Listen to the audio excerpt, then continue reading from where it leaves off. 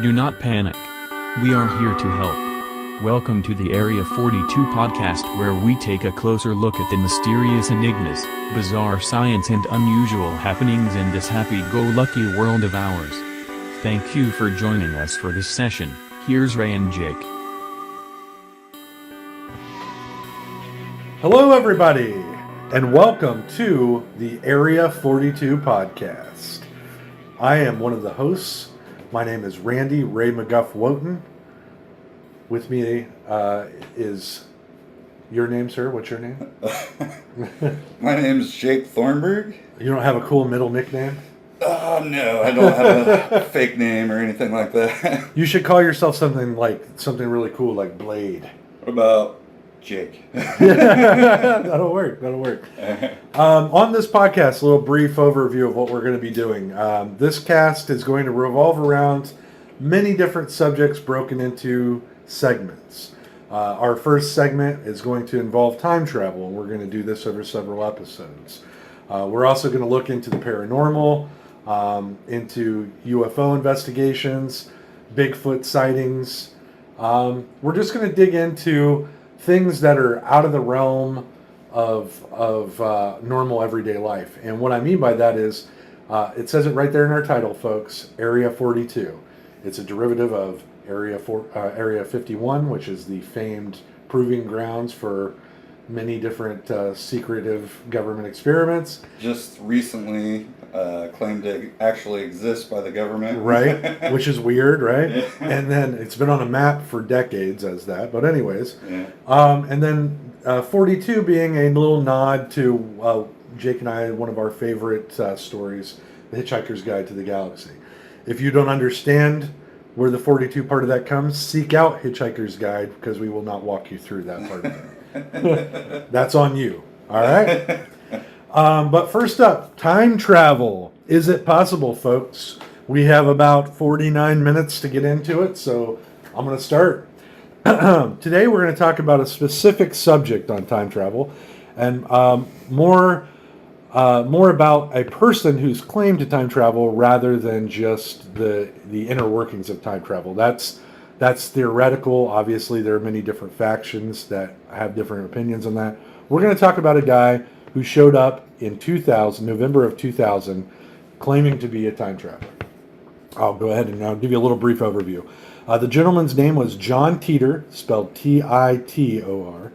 In 1998, a radio host of a popular science fiction show got a fax from an American soldier who claimed to have detailed knowledge of time travel. In November of 2000, that same soldier logged onto a message board online. He claimed his name was John Titor and that he was from the future, and he had quite a bit to say. Now, Jake, you and I both were working together when this first all came together. I think it was probably about 2 or 3 years after the fact, but you introduced this whole story to me. Well, I think I started working at that collections agency around 2005. That sounds about right. Yeah, I'd been there for probably about 4 years at that time, yeah. Yeah, and I remember somebody told me, and I thought it was a big joke, and I kind of just went on there and was thinking I'd get a good laugh out of it, and it ended up being really interesting, actually. Yeah. Spent the whole day looking at it. After you read your portion of it, gave me the website to check out as a blog, that's how old we are, kids. We didn't have these fancy Facebookers. Well, yeah, I think it was actually on the IRC channel. Yeah, it was IRC. Mm-hmm. Which was like a AOL Instant Messenger, like during that time. Right. It was like a more private AOL Instant Messenger. You didn't have to have your real name or any information. You could just go on there and talk to people. Exactly. And the cool part about it was we came into it a little after the fact. We weren't on the message boards while the people were asking questions. So we actually got a snapshot of that time period where hundreds of people had asked this guy every manner of questions. Oh, yeah, like, what's going to happen when the ice caps melt? He had an answer for everything, yeah. And it wasn't insane. And he didn't, shy away from the questions either. Like, I can't tell you too much about the future, blah, blah. Right. Because he wasn't Terminator 2-ing it up. Right, yeah. He was saying, this is going to happen, and if you don't do anything about it, you're fucked. Yeah. So, yeah, it was a very interesting... And I want to remind the audience that we were at work. Yeah. We were literally getting paid to read these message boards. So fuck you, collection agency. But it was it was the first time I'd ever read somebody claiming to be a time traveler where I actually thought, this guy might be a time traveler. Well, yeah, and I mean, I really liked that he was answering people's questions and putting up photos and all that stuff. Right. He didn't shy away from the difficult stuff. He didn't. He literally, and I guarantee you, if you Google this guy, John John Titor, Titor, you can read some of those snapshots. It's shocking how detailed he got in some of these things. Yeah. So I mean, and that was my first experience was, the thing you were like, here, check out this IRL, and I was like, geez, this is nuts. And then I just went down a rabbit hole from there. I wanted to read everything. Like you do with everything on the internet. Yeah, exactly. So that leads us to the next part where I'll give you a little bit more detail. John, he claimed to be a time traveler from the year 2036. He was showed up to events driving a 1967 Corvette. Which, by the way, actually, a lot of people get on him about that being like very Back to the Future-ish. Right, yeah. And I actually thought that was an interesting fact about his time travel was he went to 1975. So like a 1967 Corvette would not be out of place in 1975 for him to be driving around. No, not at all. Yeah, it wouldn't even be a classic at that point. It would just be a car. A normal car. Somebody was driving because a nice car, but well, they didn't have they had money, but they didn't have a lot. Yeah. So, but yeah, Jake said it. He hit the nail on the head on that one. Titor explained that he had been sent back to 1975 to obtain an IBM 5100. Apparently, they didn't have the parts for them anymore in the future, and it was to help future scientists decode a computer program, a specific program. Yeah, there was something about Y2K. Yeah. I remember there's something about I remember Y2K. that too. Y2K apparently had hit in this timeline hardcore and had wiped out all these different programs. Yeah, and everybody said, I remember during that time, everybody's like, Y2K was never really going to happen, but it was a serious problem for dating on computers. It was so serious that most major, and a lot of people don't know this, most major computer manufacturers spent millions of dollars the 2 years before that preparing to change over the clock so that they didn't have crashes on major systems. If you think about Servers, it, everything is automated. Yeah. So one system crash at a nuclear site causes an irreparable damage. So they really took it seriously. We may have phoned it in as 1999. The world's gonna die. We're out there drinking on the New Year's Eve 1999 going, woo, Prince!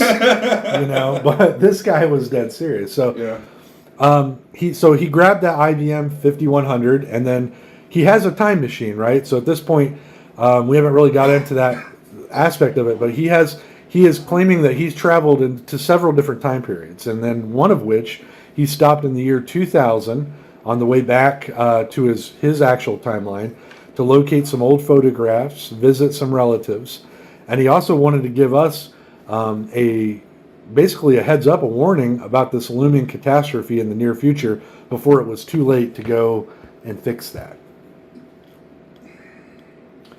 And Jake here wrote down some notes, and I was thinking, these are very good points. Like, if you could take a vacation in any timeline, Jake, where would you? Oh, dude, I would obviously Marty McFly it up and go back and try to make some money. I mean, that would be my first thing if I could. I wouldn't. Cannon motherfucker. Right. I wouldn't shy away from trying to make some money off of time travel, but also, I mean, I don't know. I think if I could go in any time, it would be nice to visit relatives and stuff like that. But, I mean, I might be more interested in seeing some big question kind of things like how the pyramids were actually built, or like visiting Da Vinci and Da Vinci's workshop kind of deal. Right. I don't really know. I'd like to think that I'd go back to visit relatives and stuff like that, but I'm probably more likely to go back to that kind of situation where I want to know the answer to certain things. Like, even going back to maybe seeing the crucifixion or something just insane that people really don't know exactly. People have doubts about. Right. You know? And spoiler alert, I'm an atheist, so I don't even believe the crucifixion existed, so you can prove me wrong. So we can take Randy back and show him, like, hey, this guy's real. And he's got magic. And if he was real, I would just stand at the bottom and go, Jesus! Grab that cup. Yeah. Get eternal youth. I think that's how that works. But I would, I have a couple of, thoughts on this because I love the idea of traveling back in time. I don't really care about the future. I know that makes me odd, but I love the past. I love history so much. I would love to go back and go to the Old West because I couldn't live there, but I could visit, you know? That's one thing that I think you have to be careful about. If you actually had a time machine and could travel back in time, you don't want to visit a time period that has, like, the Black Death. Or the Inquisition by accident. You know what I mean? Oh, you're right. Like all these terrible moments in time that you could pop into because you want to check it out and end up getting murdered. That's interesting because I never thought of this either. What if whatever I have now, like as a human being, disease-wise, whatever my body's like just chilling, what if that were to murder an entire town? That would maybe if you did travel back, you caused the Black Death. Right. Or chlamydia. Yeah. Definitely, that's probably. But I would love to ride a horse in the Old West and that kind of thing. But be a gangster in the 20s. I know you love gangster. Yeah, that was going to say my other thing would be to like go hang out with Bugsy Siegel. Or when was Prohibition? Well, Prohibition was 1920, so I would go. Yeah.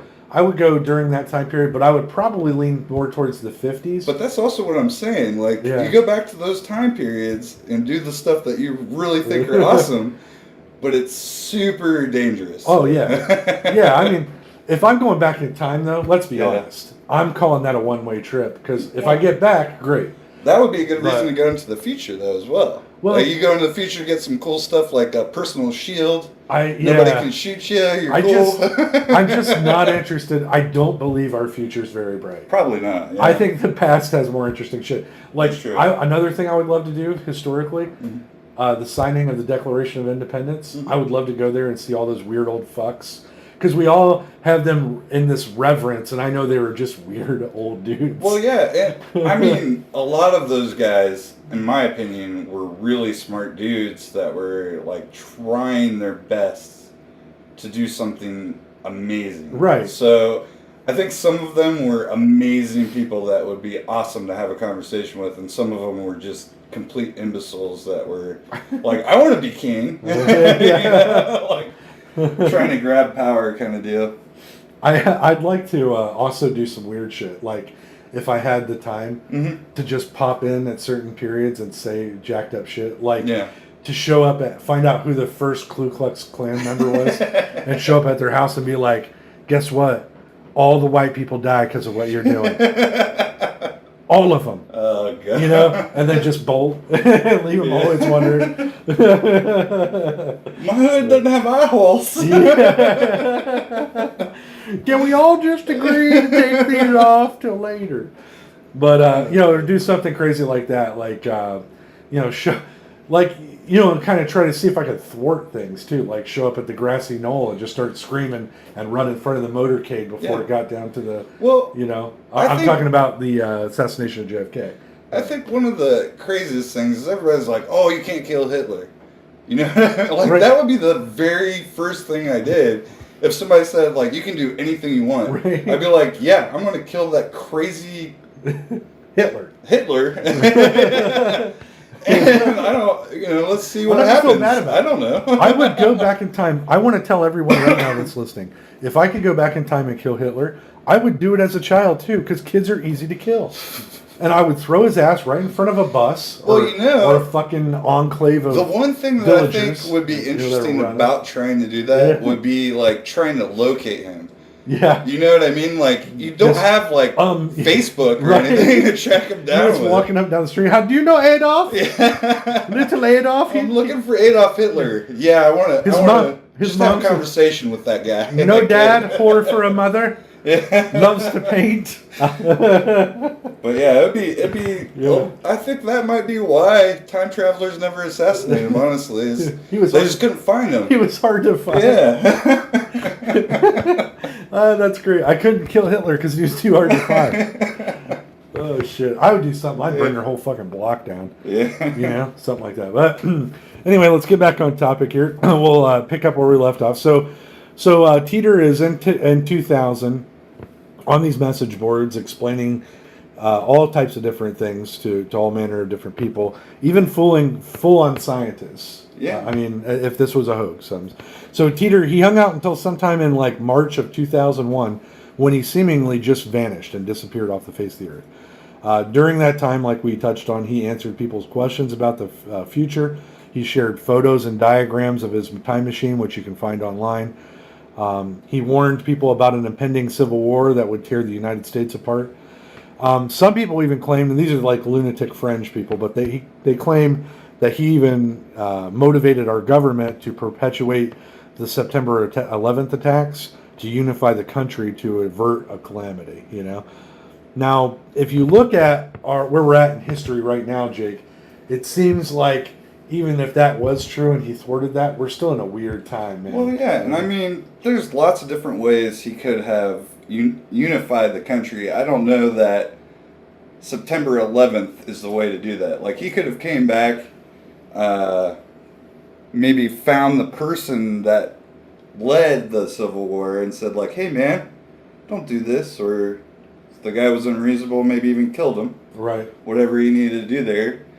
Or even, just find out what was the cause of the unrest and try to fix it. Like... It is pretty vague on his part as to creating a unifying thing to move forward. I mean, that's happened in history many times. I mean, that was a terrible event. Yeah. And I get, like, a lot of people say, conspiracy theorists say that Pearl Harbor was an example of that, too. That... Right. The way the ships were grouped together, it was like perfect. Like we actually set up for an attack that way. And I remember reading something about the guy that owned the trade towers took out some kind of insurance against that specific attack a month or a few months before it happened. Right. Which is, it's which could have been but... just bad timing, or it could signal the weirdness of our time period at that time, how things were seeming to go off the rails in that part of the could world. Just be a coincidence for sure that happened. But it is very odd. It's an odd thing to do. Like you're just sitting in your office and you're like, I don't have terrorism insurance here. Maybe I should get that. It seems a little odd. Yeah, but but it doesn't. Also, flip side of that coin, it also helps to point out that the guy that owned the World Trade Center at that time and the adjoining areas was one of the wealthiest men in the world who probably had insight into government workings and may have heard that 9/11, or not. Right. I'm not saying that the 9/11 memos that came out later. He may have, there may have very well been chatter that something was going to happen. Well, especially on those IRC channels. Exactly. I mean, there's a lot of weird people on there. But yeah, I honestly, the other thing is, I don't really think 9/11 unified us. I mean... If anything, it drove a division more into us and the rest of the world. Well, yeah, and on top of that, I mean, think about people who had their doubts about the government, hearing that the government might have done that at the time. Those people really don't trust the government anymore at all. Like, there's a lot of people that buy in that the 9/11 was perpetrated by the government. But then also think about it this way, the government does not trust people at all anymore. Right. I mean, so between the government and the people now, there's a huge divide where people think the government's messing with us, and the government thinks that people want to blow everything up and destroy the government. Right. So it's pretty crazy. Yeah, it's and this is the most divided time in my lifetime. Yeah. I don't have any. If you go back and look at the 90s, growing up as a kid of the 90s, and if like I was born in 1981, I'm 37, so I had some 80s experience too, but the 90s were where I really lived, and if you go back and look at that time period right before 9/11, we were never as free, in my opinion, as we were right before 2000. Oh yeah, I mean, Like, it took me, I remember on my Washington, D.C. trip and going out to California like a few years beforehand, Mm-hmm. it took me about 20 minutes to get through the airport. You know, and now they have these scans Right. that, check you for weapons, metal detectors. The last time I flew, I went through an X-ray scan, like Total Recall style. The lady saw my dick. Yeah. She saw my penis. To me, that's what do you give in trade for that? Like seeing my privates, which is what they're called because they're private. Yeah. To fly to Chicago for a business trip seems a little bit unnecessary, even in this day and age. But anyways, I always like to end on a dick joke. So, but we're going to let's go back here and we'll read a little bit more about what happened to the story of Titor after this. Titor said on one of his boards that his own future would not change. He said that no matter what time he went home, he would always be going back to the same timeline where the war occurred that caused his timeline to fracture. He said that that's because of what's called the many worlds factor. And I highly, if you're not familiar with this terminology, the many worlds interpretation of quantum mechanics, I would say Google that, and you'll get a really neat explanation, and they break it down. But basically, what it says is that there are many worlds which exist parallel to our own dimension in the same time and space. And this could mean that there's worlds where Hitler won the war, where Amelia Earhart made it all the way around the world, where Christopher Columbus never completed his voyage across the Atlantic. In your own life, if a major decision would have went the other way. And it's a fascinating thought process. It's always one of my favorite things to think about. And that's it's a smart answer for this guy, don't you think? Oh yeah. You know? Yeah.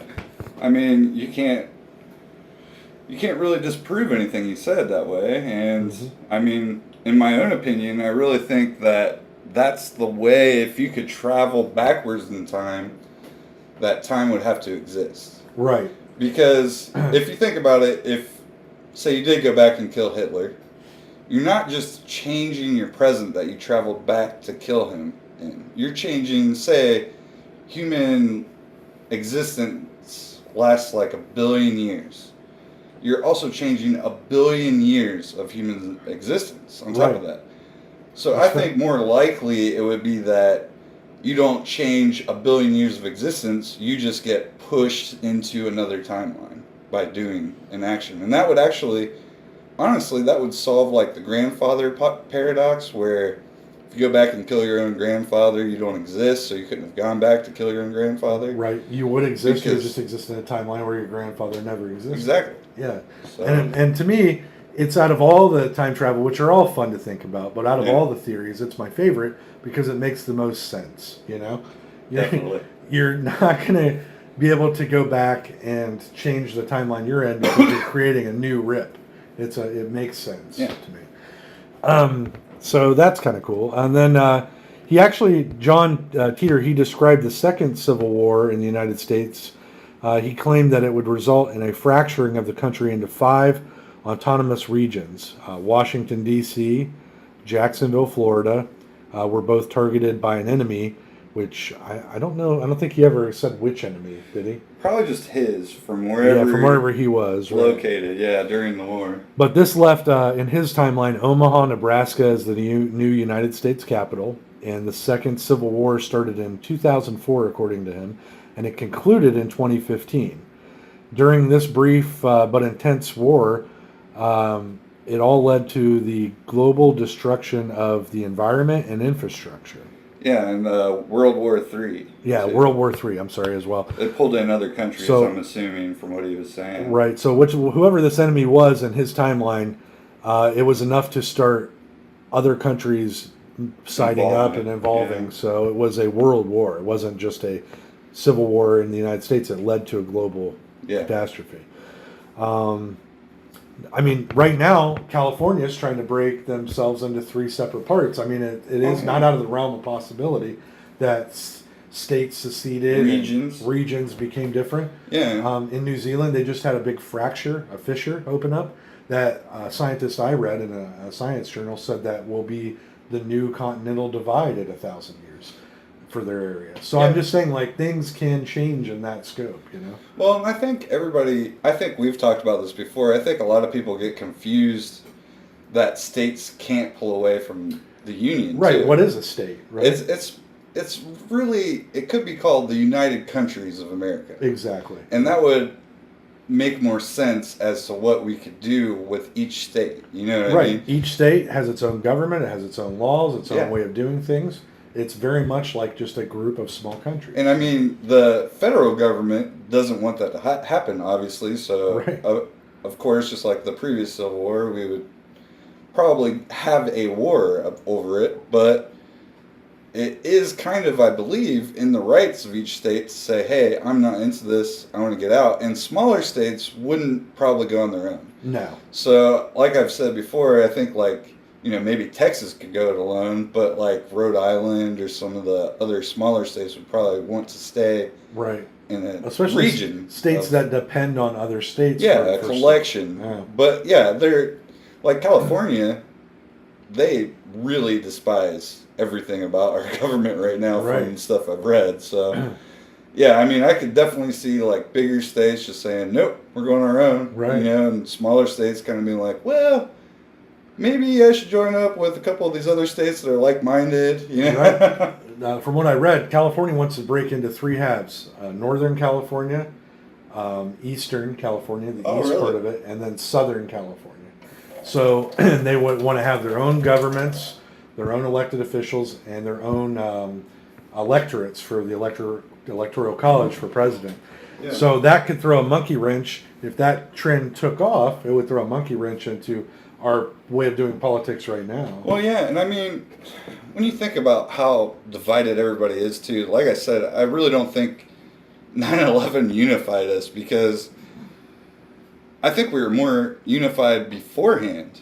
You know, like nowadays everybody seems to be completely polarized, especially in politics. Like you're either a conservative or a liberal, and the in-between people are just considered indecisive and blah, blah, blah. Or idiots. Yeah. And if it's just a complete split of the entire country as far as politics goes. Right. And, I mean, obviously you saw that with Trump, where, you know, Trump and Clinton, they really seriously showed how divided the country really is. I mean, every city basically voted Clinton. Yeah, it was like basically in every suburban state, or country area. Suburban areas voted for Trump.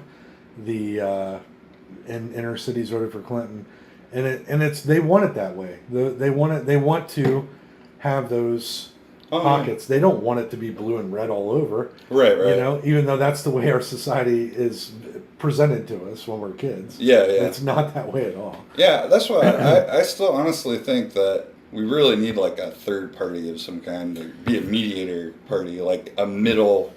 Not independent, because every time I see an independent, they seem to be in it for themselves. Like, right. That's kind of what you think of when you hear independent. Is like, Right. I'm in this for myself. I'll do what I want. Blah, blah. That's kind of okay, but like, I don't think people buy into that as well as having an organization that will push the person that's elected if they're going crazy and say, hey, right, straighten up a little bit. We need you to get doing this stuff for our party, so you know we can continue to be elected. Right. I like the idea of a third party that has like a very weird, like just a bland title, maybe like we're the tough party or something like that. That's what. And then in that they have reasonable, rational thoughts. Right. Like, sure, abortion seems terrible, but are there people that need it? Yeah. Well, let's make it available and not make it a ridiculous argument to do. If you got morality against it, then sure, protest out front. You know what's the problem? I just hate people forcing their opinions, and that's what these people seem to be doing on both sides. Yeah, they want to force it down your those throat. Commercials we've been seeing about who's more liberal than the other person, or who's more conservative. Conservative, yeah. I'm a conservative Christian, and I'll vote for I'll vote with Trump. Well, great, that's great. But why is that? What are you going to do for our area? That's what I want to know. You're just going to do whatever Trump tells you to do, right. Is what it sounds like in the commercials. Yeah, and they don't have a real plan of their own. You being a conservative Christian doesn't affect me. That's great for you, but what are you doing for our as a leader? Yeah, you know? Yeah. What have you done? Those commercials didn't even have what they had done usually. Or plans. Right, yeah. Like, literally, they were just saying, a lot of them were just saying, like, I'm going to do what Trump wants to do. Right. So, but, yeah, I really think there should be a party, and I kind of hoped libertarians would be that. I thought they were going to lead us there for a while, and then they picked the dumbest people to run. Yeah, it's like they're doing it on purpose, it seems. You know, like, I don't know, but...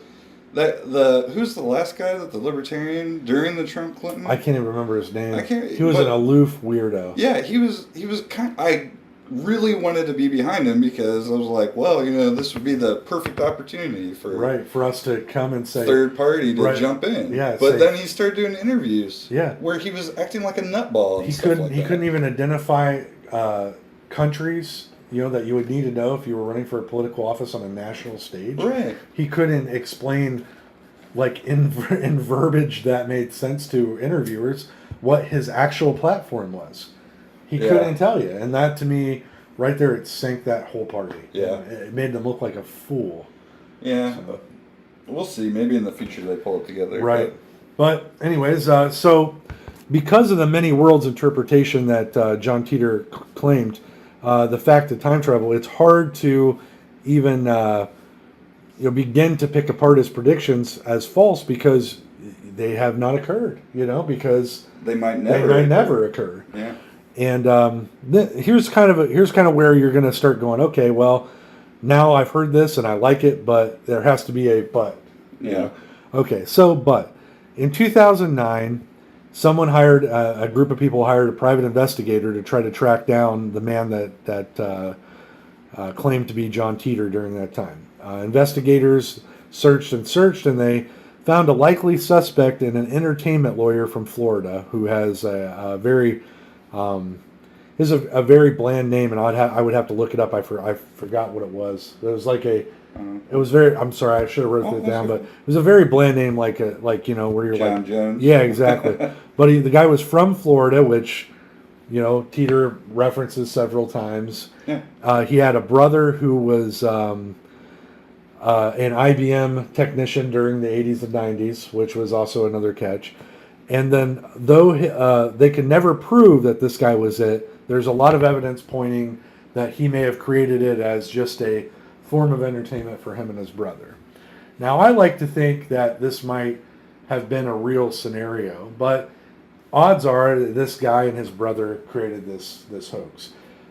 But I'm telling you right now, it's one of the most amazing stories I've ever read in my life. Yeah. I mean, he was definitely clever. He thought through maybe it was two guys, or multiple people, but whoever it was thought through their story very, very well to where it's impossible to disprove. Right. So, I mean... I actually found the guy's Facebook page when I was researching some of this. The lawyer? The lawyer. Okay. And in the article I read, because it was like linked to another article, the lawyer says on his Facebook page every day he tells people, I'm not John Titor, I never was involved, I'm an entertainment lawyer. Please leave me alone. Yeah. I never did any of this. Please stop. Which you might think somebody who doesn't want to destroy the myth of something he created to say, but also at the same time, an innocent person would also say that. Right. So. Well, and also he's a lawyer, so of course he knows the legal loopholes as to what he did or didn't do. The law-wise, he doesn't have to do anything at this point if he wasn't. He didn't break any laws. He just told an amazing story. Yeah. And I think you and I both came to the same conclusion at the end, which was that we both don't think this actually occurred, but it is fun to play with. Like, some of the things he talked about were really interesting. Like, I guess if people listening to this want to look into him, like, somebody asked him about polar ice caps melting and stuff like that, if that was going to affect the sea level. Mm-hmm. And he actually came up with an interesting answer. I remember it because it was just something that I'd never really thought of before, but he said something about how icebergs and stuff like that wouldn't raise it, but glaciers on land melting into the water might raise the sea level a lot, which Yeah, I didn't think about that. Yeah, is really interesting. because if it's already in the water, it's already pressing down as it is. It's already the same weight or Coming off of land would add to it. Yeah, That's pretty neat. That's a neat idea. Well, what do you guys think? Was John Titor's story all bullshit, or was there some truth to it? You do a little research, comment on the video or audio. I'd say this is a good time to pause and reflect. We're going to be, like I said, doing a lot more of these in the future. We're going to pick up with some more time travel stuff for you guys here in the next episode, so stay tuned for that. It'll be about 30 days out. I hope you enjoyed listening to us. You can check out all of Zombie Takeover TV's podcasts on Podbean and also on Zombie Takeover TV's page on Facebook. Any final parting words, Jake? I don't have a sign off or anything. Oh. No, I just thought if you had anything to add. Oh, no. Okay. I think we covered it pretty good. All right. Well, thank you guys so much for listening in. The truth is around here somewhere. I've been Randy Wotan, and you've been Jake Thornberg. Thanks for listening. Stay tuned.